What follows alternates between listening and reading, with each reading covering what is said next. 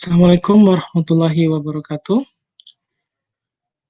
Dear my friends and subscribers of my YouTube channel. In this occasion, I'm going to present with you syllabus of cross-culture understanding. In this live streaming video, actually I intend for my students, but I'm thinking about inviting many people coming from different parts of the world to understand the meaning of cross-culture understanding. And in this occasion, not only I will share you about the syllabus, but I also explain to you a basic concept of culture and language, as well as the way how I evaluate and grade the score of the students. I'm going to share my screen with you. Please bear with me. If you have any question, jika ada pertanyaan, silakan tulis di bagian komentar. And in order to support me as a teacher in Indonesia and as a lecturer sebagai dosen Indonesia, please subscribe and keep following my YouTube channel. This is open class for everyone. All right, now I'm going to share the screen. Okay, so here it is. Let me see. All right, now here we go. We have here cross-culture understanding. But before I begin further, I'd like to make sure that saya ingin memastikan dulu apakah Anda dan kalian semua bisa melihatnya. Okay. All right. So you have you can sit here, share. Okay. Now I open it. Okay. So this is the cross-culture understanding, and my name is Syed Sandi Sukandi. I have been working as a lecturer of Indonesian EFL students in Indonesia since 2009. I think it's already 11 years. Such a very long time to be a lecturer. If you have any question or a little part of my presentation that you don't understand, please don't hesitate to write your comment or feedback in the comment section beneath this YouTube video. All right, so well, that's my picture. So we start with this picture. This is the world map. Yeah, peta dunia. I believe that everyone already understand and know that this is the map of every countries in the world. Let me point you my pointers. Do you see my pointers here? Melihat pergerakan mouse-nya. Nah, di sini ada di sebelah sini, ini adalah Indonesia. Nah, the point that I show you here is Indonesia. Indonesia is well recognized as a country that has thousands islands. It is located in the Southeast Asia region, and it is part of the economic Asia society, so masyarakat ekonomi Asia. The neighbor of Indonesia is Australia. Here, this is Australia, New Zealand, and then we have here Russia, and this is China, Africa, this is South Africa, and this one is North America. So, as you can see that the world map has many countries in the world. Therefore, countries have their languages and their culture. Oh, I've got a message. So, since many countries have their culture and languages, so they might have particularities that make each of them different. Not only Indonesia to the USA, for example, between Brazil and Mexico are different in many different parts of those two countries. Although we have differences, but we still have ability to unite together by using English as an international language. Okay, so do you know what is this? Pasti tahu ini gambar apa ya. This is the picture of flags, bendera, so flags. Every country has its flag. So flag represents a country. If I can tell you, now you see the picture that we have many flags. We have Korea, India, United States of America. We have the flag of Nigeria, Cameroon, uh, Syria, and we have Brazil, and many flags right there that you can tell. So the question is, why do we have to put or locate all these flags in this sort of area? We do believe that we have United Nations, right? United Nations is an organization that focus on creating peaceful world, peaceful life among countries in the world. So every country can help one another. We move on. Okay, we have here language. In order to create this peaceful life and understanding between countries in the world, we need to have a specific language that we can use to communicate one another. My teachers told me that even until today, English is an international language. The way I speak to you right now is that I'm using English, regardless whether how you will examine my grammar, my structure, or the way I pronounce. Still, I'm speaking um, to you by using English in the sense of with my own accent and dialect. Well, there we have differences and similarities in the international level, but we have one a very important bridge to connect us together, and that is language. So, in this subject, cross culture understanding, I emphasize on the way EFL students in Indonesia to understand the value of understanding and mastering language together with recognizing the culture of the people who use the language. Okay. In bahasa Indonesia, it means that mahasiswa Indonesia yang belajar bahasa Inggris tidak hanya perlu memahami dan mengetahui bahasa Inggris, tapi juga mengenal budaya orang-orang yang menggunakan bahasa Inggris tersebut.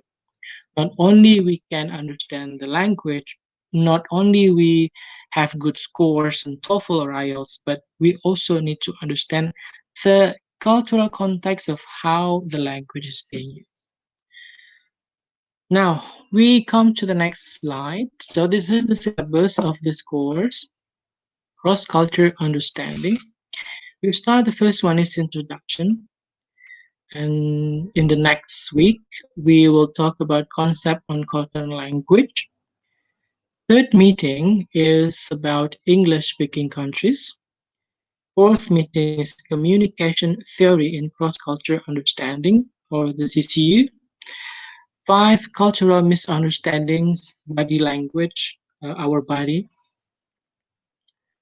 6, Cultural Differences. 7, Indonesia culture and the East and West culture.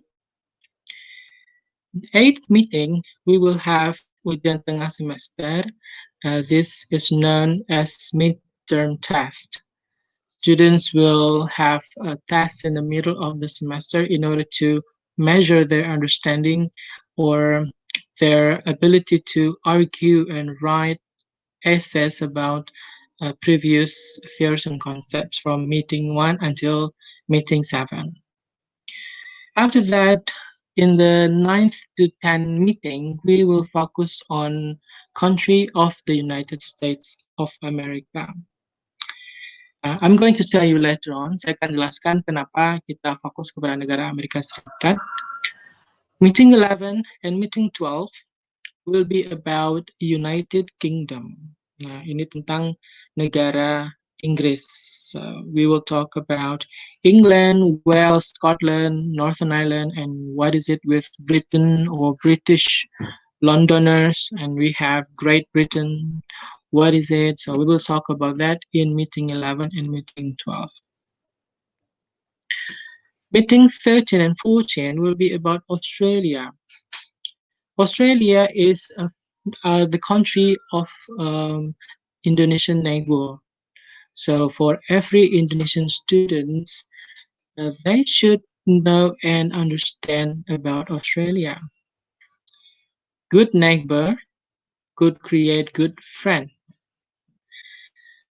Meeting 15 and meeting 16 will be about overall conclusion on the CCU course. We will wrap it up, akan kita simpulkan. And then meeting 16 will be about individual final project on cross-cultural understanding. And the last meeting is about ujian akhir semester or final examination. First one is Introduction to Cross-Cultural Understanding or CCU course. So, pokok bahasan. Pertama, pengenalan mata kuliah Cross-Cultural Understanding. 2, penjelasan tentang sistem penilaian. 3, penjelasan mengenai penugasan. 4, penjelasan mengenai hal-hal teknis perkuliahan dan kesepakatan antara dosen dan mahasiswa. So in the first meeting, I'm going to introduce you about the course, which is I'm doing it right now, and I will also explain the way how I will evaluate the course, and then I will explain about the assignment that the students need to do, and the last one is that I'm going to explain about the technicalities of the class to the students so that we can achieve a better outcome in the end of the semester. Meeting 2, concept on culture and language. Sub pokok bahasan, teori dan konsep tentang culture, budaya, serta kaitannya dengan eksistensi language or bahasa. So the focus of this is to understand the basic concept of culture. And we also talk about the interconnectedness between culture and language. So both of these elements are connected strongly. Third meeting is the English-speaking countries. Teori konsep contoh-contoh tentang negara-negara yang terkategori sebagai negara penutur bahasa Inggris. What are they? After I compare and I try to understand the literature that is widely spread in Indonesia, I concluded that 3 countries are dominant to be known as English-speaking countries. What are they? First one is United States of America, United Kingdom, and Australia. So not only these 3 countries have strong political ties to Indonesia, they also have a big influence to Indonesian education in general. I can speak English like this because I learn much from movies in Australia, from Hollywood in America, as well as I learn about the Harry Potter in the United Kingdom. So these 3 countries influence Indonesia in large part. That's why I need to explain these 3 countries to my students to this CCU. Fourth meeting is about communication theory in cross-cultural understanding of CCU. The concept is about understanding the theory of communication. So basically communicate exists between 2 people, A and B, so they have communication. What if these 2 people come from different countries? Will there be specific barrier that exists between them? Will there be a certain misunderstanding happen between them. So we will talk about that in the sense of communication theory so that we can understand that cross culture understanding is important to create that beautiful and smooth communication. Number five, cultural misunderstandings, body language. Not only we use language verbally, we also use our body, our hands, our eyes, and then our facial expression, our legs, our body, for example, like this, and then like this, and then we have like this one. So many other body language that is being used by many people around the world. In the picture, you can see there is a woman putting her finger like this. Culturally speaking, this body language means that she wants the person who look at her to be silent. So it means please be silent or please be quiet. That's the meaning of that, right? So we will talk about body language. Kita akan belajar tentang body language, bahasa tubuh, bagaimana bahasa tubuh yang digunakan oleh orang Amerika dengan bahasa tubuh yang digunakan oleh orang Indonesia. Even though basically we are human beings and we are almost the same everywhere, but the norms and culture like this make us almost different. All right. Now, next meeting, cultural differences, East and West. And the focus is that the notion of East and West coming from the idea of, oh, he's Westerners, he's Easterners. What does it mean? In Bahasa Indonesia, we know that there are people being called as orang bule or orang barat or orang timur. If someone is coming from Japan, that someone will be known as an Easterner. But if someone is coming from France or a country in Europe continent, then that person will be known as Westerners. So it's very interesting, right? We need to see the difference between East and West. It's a very good for Indonesian students to understand this notion because they can locate themselves as English teachers in the middle of this huge and big cultural enterprises and cultural ideology between the East and the West. But I'm not talking about this in the political sense. I'm talking about it in the way how we understand each other more as civilians and more as human beings. Meeting 7, we will talk about Indonesian culture and the East and West culture. So, pokok bahasan diskusi kelas tentang budaya Indonesia serta kaitannya dengan budaya Timur dan budaya Barat. The focus of this meeting is that the students will understand their culture first as Indonesian. Students will need to know Aceh culture, culture of Minangkabau, the culture of Betawi, and the culture of Batak, the culture of people in Sulawesi, Tanah Toraja, and Papua New Guinea, Swahili, and in Java. What does it mean? Does it mean that if you live in Jakarta, you are Betawi? No. Does it mean that if you stay in West Sumatra, you are Minangkabau person? Not exactly. So we will talk about that, Indonesian culture, and then from there, we will try to see how it relates to the East and West culture, budaya Timur dan budaya Barat. Although we still have North and South. In the US, it is common to say North America, South America, but in Indonesia, I think we're quite rare to call Indonesia Utara, Indonesia Selatan. No, but basically we just have to use that direction to name the province. For example, the province of West Sumatra and the province of South Sumatra. So in one particular island. See, that's a different notion. Meeting 8 is about ujian tengah semester, UTS, midterm test. I'm not going to share my video in this 8th meeting, so Please keep following, stay tuned. But if you would like to have midterm test too, you can send me email. You can see in my bibliography. Meeting 8, no, sorry, meeting 9 and 10 will focus on country United States of America. I had been there in 2011 and 2013 to pursue my master's degree in English, especially teaching and writing at Southern Illinois University at Nashville. So I put United States as the first country to be studied in this course. Well, in di display kita bisa melihat ada gambar bendera Amerika.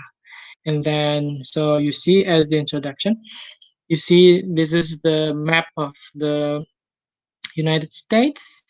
Itu garis-garis pembatas di dalam itu ada huruf kapital N, D, S, T, N, E, I, A, W, I, M, N. Kemudian di sana sebelah kanannya itu adalah East Coast, sebelah kirinya adalah West Coast. So, in the East Coast, kita punya New Jersey, kita punya New York, kita punya Ohio, kemudian Maryland, Washington DC, Wyoming, North Carolina, South Carolina, Florida, and Virgin Islands. And in the middle, di tengah-tengah kita punya Illinois, and then Wisconsin, Minnesota, and then we have Missouri, Arizona, and then Oklahoma, Nevada, South Dakota, North Dakota. So di sebelah West Coast atau di sebelah kiri dari gambar ini we have Nevada, California, Utah, Arizona, Memphis, Idaho, and then we have I don't know, this being close. So all this area are known as states. States, yeah, states. So that's why they call it United States. One picture here that always interests me to come again is the Liberty Statue, Patung Liberty. It means that the freedom to pursue what is the best in your life.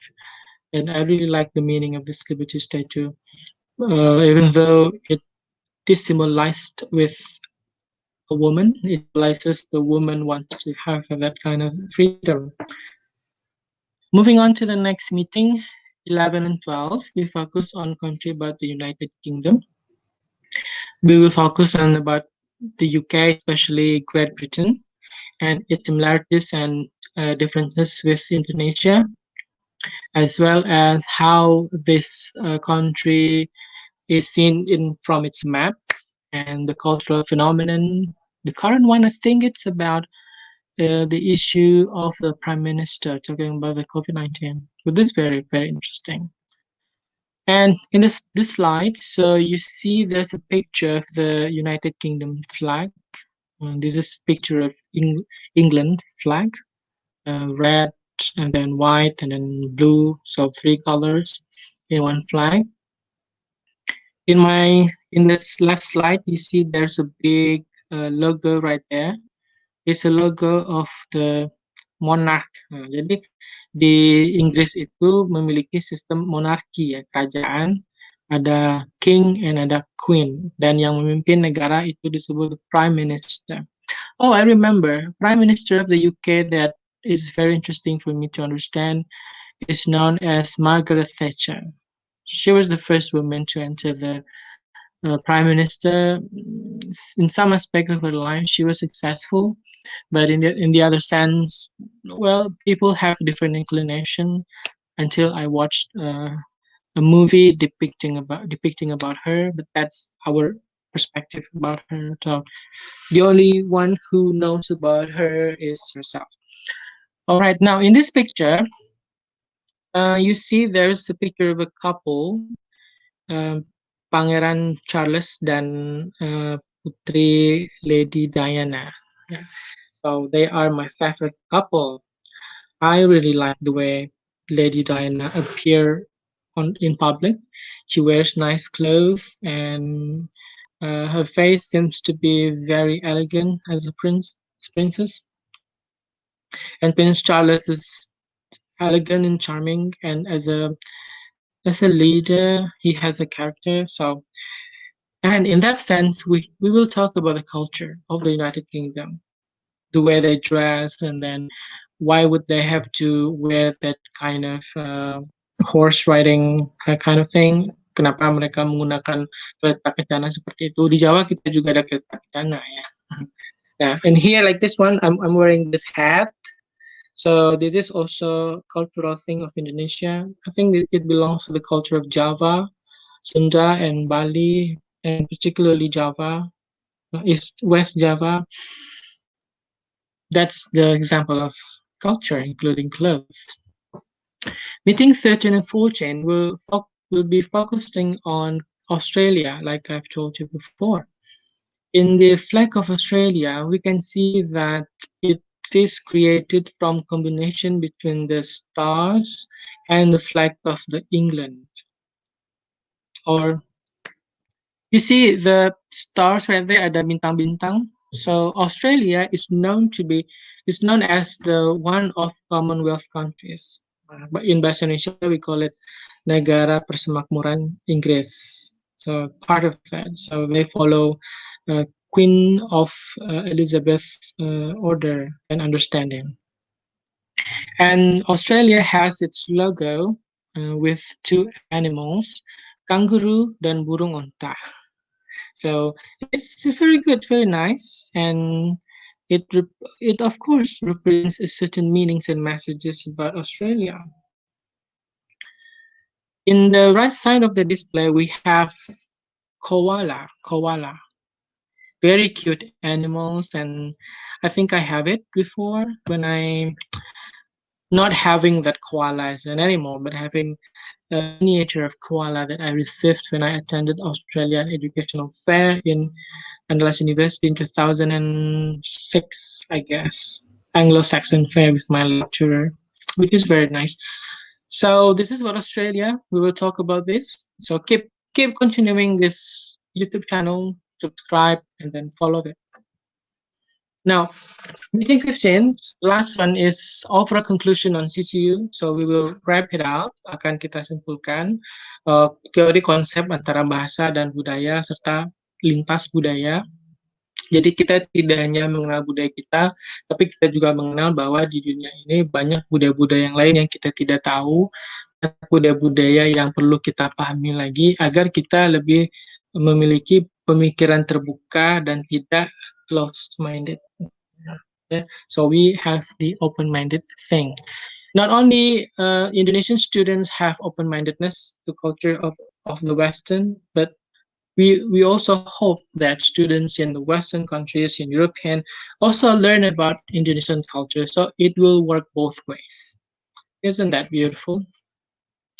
Now, meeting 16. So this is the final project on the CCU course. This is about movie criticism. Pokok bahasan aplikasi pemahaman lintas budaya tentang karya film asing yang beredar di Indonesia. You see the picture here. We have picture of the BFG. Why do I select the BFG? Because I watched it in 2017 when I went to Surabaya. The BFG stands for the Big Friendly Giant. In the movie, you see there in the picture that there is a little girl and she was raised in an orphanage from she was a baby. One day she saw a big giant in front of the orphanage building and they were meeting eyes to eyes, bertemu mata ke mata. So this giant was a little bit afraid to be recognized by her. He was afraid that this girl will tell everyone that there was a big giant. So the giant kidnapped her. In short, they became friends, although big and huge differences, and many moral values right there. So for students, you need to select one movie that you really like and you enjoy to watch. Any kinds of movies, it doesn't matter, but the most important thing is that you address the cultural thing in the movie. You can talk about the movie of Titanic, and you can talk about many other movies, cartoon, anime, or Japanese movies. We are very open for that. let me know which movie that you prefer for this course. So the focus of this meeting is that mahasiswa menulis sebuah tulisan yang berisi tentang analisa mereka terhadap film asing yang ditonton. So this meeting is not about right or wrong. Everything right from me does not always become right for you, right? Everything is false in you does not always come false to me. It is a matter of understanding the perspective. The more we try to understand different perspectives, the more we can find um, connection so that we can understand one another. And the library, oh, I really love this kind of picture. You see there are many beautiful books right there. Well, although we have PDF books right now, but I still prefer library because it's very enjoyable and very nice. Okay, I'm looking at my cell phone. I'm sorry. Um, this is the first book that we will use for this course. Brita and Kurnianingsih. I know both of them. I know Brita. I know Kurnianingsih. Brita is coming from. She came from Australia. Graduated, I think, Edith Cowan, Perth, Australia. And we also have book written by Dedi Mulyana and Jalaluddin Rahmat, Komunikasi Antar Budaya, Panduan Berkomunikasi dengan Orang-orang Berbeda Budaya. I have taken several notes from other books as well. See, this is my notes. And I'm going to share with you, for example, Edward T. Hall and William Food-White about komunikasi antar budaya suatu tinjauan antropologis. I'm going to share with you as well about anthropological approach and sociological approach in understanding cross-culture, understanding between culture and language of many different countries in the world. Don't forget, if you have any question or comment, feedback, write down in the comment section. Silahkan ditulis di bagian komentar di bawah ini. I am very open about discussion. Okay, now assessment ini hanya untuk mahasiswa yang belajar dengan saya, tapi bisa juga diambil sebagai contoh. The first one is attendance kehadiran, which is 15%. And then we have ujian tengah semester. Oh, there's typo right there. Midterm test 20%. Ujian akhir semester or final examination is 25%. And the last one is final assignment or final project, individual final project, tugas mandiri is 40%. Tugas mandiri is derived from final project about movie. So the students need to choose the movie that they want to talk about. So all these categories will be added, and then it becomes the total score for this course, which is about 100%. Okay. Now I will stop sharing. And now we come to this. So if you have any question, don't forget to hesitate and contact me. And see you. Assalamualaikum warahmatullahi wabarakatuh.